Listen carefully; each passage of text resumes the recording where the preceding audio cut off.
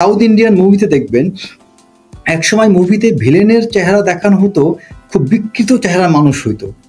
এখনকার সময় দেখবেন ভিলেনের চেহারা নায়ক হচ্ছে বেশি সুন্দর হয়।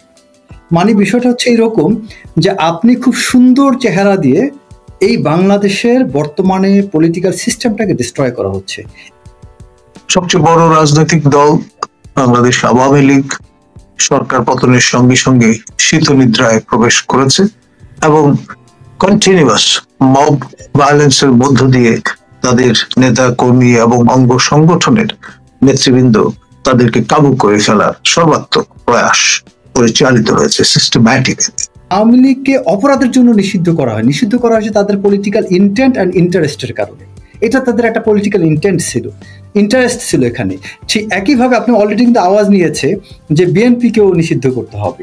এখন বিএনপিকে নিষিদ্ধ করবে, আওয়ামী লীগকে নিষিদ্ধ করবে, এই বাংলাদেশে তাহলে রাজনীতি করবে কারা? সেই গেস্টাপো বাহিনী যে কাণ্ডটি করতো জার্মানিতে, কিংবা মসলিনির যে বাহিনী আপনার ফাসিজম ইনস্টিটিউশনালাইজ করবার চেষ্টা করত, সেটাই নব্য রূপে নব্য বরফে আমাদের সামনে এসে হাজির হয়েছে। প্যারিসে বসে পিনাকি ভট্টাচার্য তার কমরেড যারা অ্যাক্রস দ্য আটলান্টিক আছেন, তারা ব্যাটে বলে খেলছেন। তাদের অঙ্গুলি হেলনে দেশ উঠছে, নামছে। সরকার তাদের ইচ্ছা অনিচ্ছা বাস্তবায়নের সর্বাত্মক প্রয়াস চালিয়ে যাচ্ছে। বড় টার্গেট হয়ে দাঁড়িয়েছে বাংলাদেশ জাতীয়তাবাদী দলের অঙ্গ সংগঠনগুলো এবং মূল দল, এবং তারই ধারাবাহিকতায় এখন আমরা দেখছি তাদের স্টিগমাটাইজ করা, তাদের আপনার অপাঙ্ক্ত হিসেবে ঘোষণা করার প্রক্রিয়াটি চলছে। রেপুটেশনাল রিস্কের মধ্যে, থ্রেটের মধ্যে কিন্তু বিএনপি পড়ে গিয়েছে। বিএনপির এই রেপুটেশনটাকে ডিস্ট্রয় করে বিএনপির ইমেজ সংকটে ফেলে বিএনপিকে এমন একটা অবস্থায় নিয়ে যাবে যে বিএনপি একদম এলোমেলো হয়ে যাবে, এবং অলরেডি দেখতে পাচ্ছেন। দর্শক, 9 জুলাই যে হত্যাকাণ্ডটি ঘটেছে খুবই হৃদয় বিদারক এবং নৃশংস হত্যাকাণ্ড নিঃসন্দেহে, এবং এই হত্যাকাণ্ডের দুদিন পরে যে ভিডিওটি ভাইরাল হয়েছে সেই ভিডিওর মধ্যে আমরা দেখেছি। কিন্তু এটি কি রাজনীতি না ষড়যন্ত্র, নাকি আসলে একটি চাঁদাবাজির ঘটনা, নাকি ব্যবসায়ের দ্বন্দ্ব, এই নিয়ে অনেক আলোচনা সমালোচনা চলছে। আমরা এগুলো নিয়ে কথা বলবো, পাশাপাশি আমাদের রাজনৈতিক পরিস্থিতি নিয়ে আমরা আলোচনা করবো। মিটফোর্ডের এই যে ঘটনাটি, এইটি সবাইকে ক্রুদ্ধ করেছে, সর্বস্তরের মানুষজনকে, ছাত্র সমাজ তার বাইরে নয়, এবং ক্যাম্পাসগুলো হয়ে উঠেছে উত্তপ্ত। আপনার সর্বত্র আপনার যে স্লোগানটি আপনি দিলেন সেটি ধ্বনিত হচ্ছে, লীগ গেছে যে পথে দল যাবে সেই পথে। এখন আপনার শুরুতে এবং এলসওয়্যার আমি আগে বলেছিলাম যে একটা অদৃশ্য শক্তি এখন দেশের দায়িত্বভার নিয়ে বসেছে, এবং সে কারণে আপনার লক্ষ্য হচ্ছে বীর রাজনীতিকরণ। প্রকাশ্য রাজনীতি যারা করেন, দলের পরিচয় যেরকমই হোক না কেন, তাদের সাইনবোর্ড যেরকমই হোক না কেন, তারা প্রকাশ্য রাজনৈতিক ধারক বাহক বিধায় বিপজ্জনক। সুতরাং এদের একে একে সবাইকে বিদায় করতে হবে। সবচেয়ে বড় রাজনৈতিক দল বাংলাদেশ আওয়ামী লীগ সরকার পতনের সঙ্গে সঙ্গে শীতনিদ্রায় প্রবেশ করেছে এবং কন্টিনিউয়াস মব ভায়োলেন্সের মধ্য দিয়ে তাদের নেতা কর্মী এবং অঙ্গ সংগঠনের নেতৃবৃন্দ তাদেরকে কাবু করে ফেলার সর্বাত্মক প্রয়াস পরিচালিত হয়েছে সিস্টেম্যাটিক। এরপর জাতীয় পার্টির পালা, দলকে বিভক্ত করা, তারপর আপনার আওয়ামী লীগের দোষর হিসেবে চিহ্নিত করে তাদের উপরও আপনার জবরদস্তি, জুলুম, মব ভায়োলেন্স সবকিছু ইনফ্লিক্ট করা হয়েছে। রংপুর যেটা হার্টল্যান্ড, সেই অঞ্চলেও আপনার হামলে পড়ার চেষ্টা পরিলক্ষিত হয়েছে। তৃতীয় সবচেয়ে বড় টার্গেট হয়ে দাঁড়িয়েছে বাংলাদেশ জাতীয়তাবাদী দলের অঙ্গ সংগঠনগুলো এবং মূল দল, এবং তারই ধারাবাহিকতায় এখন আমরা দেখছি তাদের স্টিগমাটাইজ করা, তাদের আপনার অপাঙ্ক্ত হিসেবে ঘোষণা করার প্রক্রিয়াটি চলছে। চতুর্থ টার্গেট জামাত ইসলাম। তাদের সেই লক্ষ্যে ইতিমধ্যে গ্যাজেট প্রকাশ করা হয়েছে। তাদের স্বাধীনতা বিরোধী দল হিসেবে চিহ্নিত করার যে ডিজুরো কাজটি সেটি ইতিমধ্যে সম্পন্ন হয়েছে। এখন মূলত আনলিশ করা বাকি, এবং সেটি সময়ের ব্যাপার, অবধারিত তেমনটি ঘটবে। এখন মেইনস্ট্রিম চারটি রাজনৈতিক দল যদি নিকেশ হয়ে যায়, তাহলে বাকি যে স্প্লিন্টার ছোটখাটো দলগুলো আছে তাদের টুটি শিপে ধরা খুব একটা কঠিন কাজ হবে বলে সেই অদৃশ্য শক্তি মনে করেন না। প্রফেসর ইউনূস এবং তার যে কোহর্ট, তারা আপনার সেই অদৃশ্য শক্তির বলে বলিয়ান হয়ে তাদের আপনার কক বা মেশিন হিসেবে কাজ করছে। তারা অফিসিয়ালি ড্রাইভিং সিটে বসে আছেন, কিন্তু পরিচালনা যারা করছে তাদের অঙ্গুলি হেলনে দেশ চলছে। যেমন ধরুন, প্যারিসে বসে পিনাকি ভট্টাচার্য, তার কমরেড যারা অ্যাক্রস দ্য আটলান্টিক আছেন, তারা ব্যাটে বলে খেলছেন। তাদের অঙ্গুলি হেলনে দেশ উঠছে, নামছে। সরকার তাদের ইচ্ছা অনিচ্ছা বাস্তবায়নের সর্বাত্মক প্রয়াস চালিয়ে যাচ্ছে। এখন ব্যক্তি যারা দেশের বাইরে ডুবিয়াস ক্যারেক্টার হিসেবে অবস্থান করছেন, তাদের আপনার কে পরিচালনা করছে? তারা অর্থ সংস্থান কোত্থেকে সংগ্রহ করছেন এবং কাদের পারপাস সার্ভ করছেন সেটি কিন্তু স্পষ্ট নয়। তবে ইতিমধ্যে কন্টিনিউয়াস আপনার মব নিয়ন্ত্রণ এবং তা আনলিশ করার যে মুশকিলানা তারা দেখিয়েছেন, তার মধ্য দিয়ে তারা ইতিমধ্যে সবার মনে এক ধরনের ভয় ঢুকিয়ে দিতে সক্ষম হয়েছে। এবং মজার ব্যাপার হচ্ছে যে বাঙালি সবসময় দ্রোহের বন্যী শিখায় জ্বলে উঠেছে এবং সেভাবে দৃঢ় কণ্ঠে উচ্চকিত হয়েছে। এখন এই 11 মাস কন্টিনিউয়াস ব্যাশিং এর মধ্য দিয়ে সে বাঙালি কেউ যদি আপনার উচ্চকিত হয়, তাকে বরং সবাই মিলে সামাজিকভাবে সাবধান করবার চেষ্টা করে ওয়েলউইশার সেজে, এবং তাকে আড়ালে আবডালে চলে যাওয়ার জন্য অনুপ্রাণিত করে। It is really unfortunate. সেই গেস্টাপো বাহিনী যে কাণ্ডটি করতো জার্মানিতে, কিংবা মসোলিনির যে বাহিনী আপনার ফাসিজম ইনস্টিটিউশনালাইজ করবার চেষ্টা করত, সেটাই নব্য রূপে নব্য বরফে আমাদের সামনে এসে হাজির হয়েছে। ধন্যবাদ। রেজাউল করিম, আমি আপনার কাছে জানতে চাই যে আপনার আজকে একটি ভিডিওতে দেখলাম যে এটা হচ্ছে ডিজিএফআই এর ষড়যন্ত্র, এবং আরো দুই একটি ভিডিওতে আমরা দেখেছি যে সোহাগের যে হত্যাকাণ্ডটি আমরা দেখেছি, এবং খুব সুন্দরভাবে ভিডিও করা হয়েছে কয়েকটা অ্যাঙ্গেল থেকে। সেই ভিডিওগুলো সামাজিক মাধ্যমে এসেছে। তো এটা আপনার কাছে কেন মনে হচ্ছে, বা যারা বলছে তাদের লজিকটা কি যে এখানে ডিজিএফআই ষড়যন্ত্র কাজ করছে কিনা? একটু দেখেন, এখানে বাংলাদেশে আমরা যে অবস্থা দেখতে পাচ্ছি, আমি এই মুহূর্তটায় আমি আওয়ামী লীগের পিরিয়ডের সাথে অনেক সামঞ্জস্য দেখতে পাচ্ছি। বিশেষ করে এই অন্তর্বর্তীকালীন সরকার যে ভূমিকাটা আছে, এটা সামঞ্জস্য কি আওয়ামী লীগ যেভাবে বিরোধীদের বিরুদ্ধে নানান ষড়যন্ত্র এবং পরিকল্পিতভাবে সিস্টেমেটিক্যালি তাদেরকে যেভাবে সে ইরেজ করতে চেয়েছিল, তাদেরকে জাস্ট আউস্ট করে দিতে চাচ্ছিল পলিটিক্যাল সিস্টেম থেকে, ঠিক একই ফর্মুলায় কিন্তু বর্তমান অন্তর্বর্তীকালীন সরকার ওইভাবে আগাচ্ছে। যেমন কি ধরেন যে তারা বারবার সংস্কারের কথা বলছে, বাট সত্যিকার অর্থ দেখেন যে আজ থেকে প্রায় 9 থেকে 10 মাস পার হয়ে গেল, কোনো সংস্কার নেই। তারা বলছেন যে ডিসেম্বরের মধ্যে নির্বাচনের প্রস্তুতিমূলক কিছু বিষয়ের কথা তারা আপডেট দিয়েছেন। এখন আপনি বলেন যে 10 মাসে কোনো সংস্কার হলো না, তাহলে নেক্সট এই কয়েকদিনে কি সংস্কার হবে?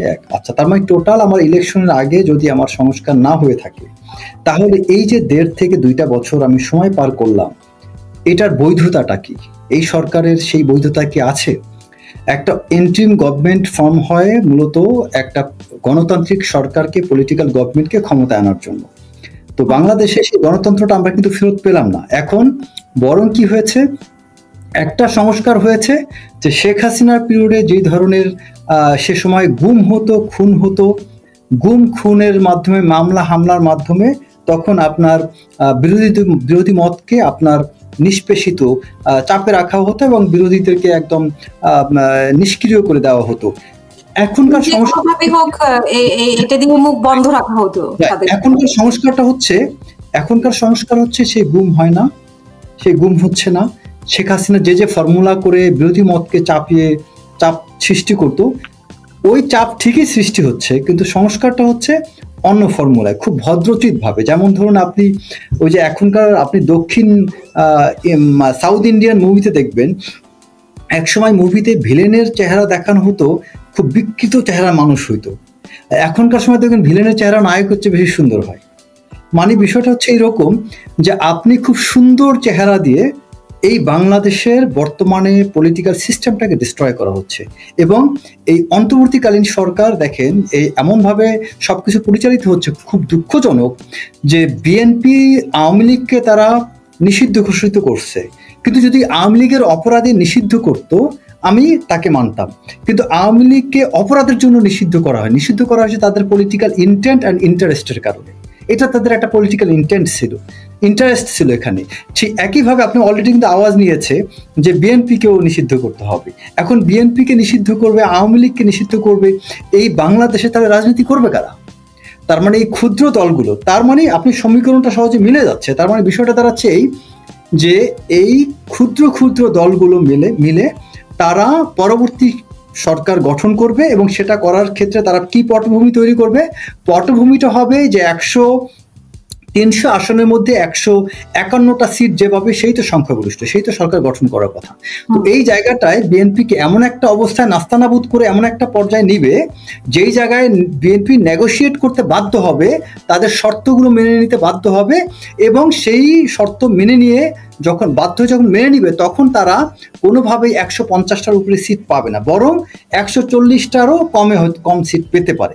ঠিক ওই মুহূর্তে ক্ষুদ্র ক্ষুদ্র দলগুলো মিলে একজোট হয়ে সরকার গঠন করবে। এবং এই পরিস্থিতিতে বিএনপিকে কোন চাপে বিএনপিকে বাধ্য করবে? এই যে দেখেন ইমেজ সংকট, একটা আপনার রেপুটেশনাল রিস্কের মধ্যে, থ্রেটের মধ্যে কিন্তু বিএনপি পড়ে গিয়েছে।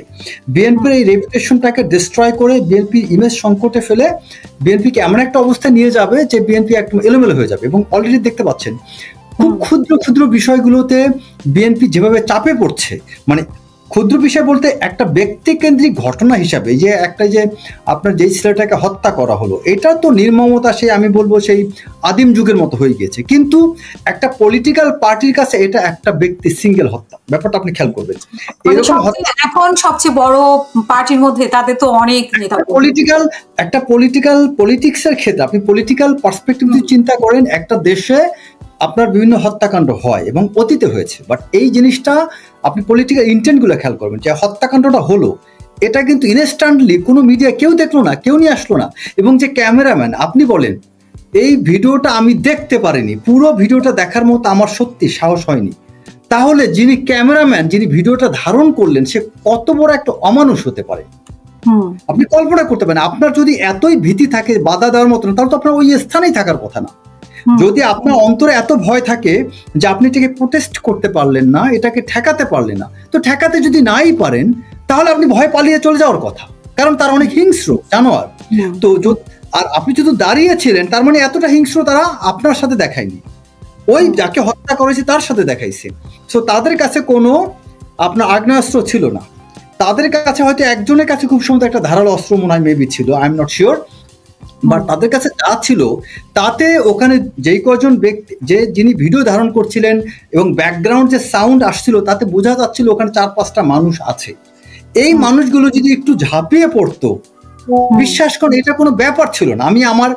আমি বিভিন্ন সেক্টরে কাজ করার সুবাদে আমি আমার পার্সোনাল এক্সপিরিয়েন্স থেকে বলি, খিলখ্যাতে একটা ঘটনা ঘটেছিল, আমার সাথে আমার গানম্যান ছিল এবং ড্রাইভার ছিল, 2012 সালের একটা ঘটনা।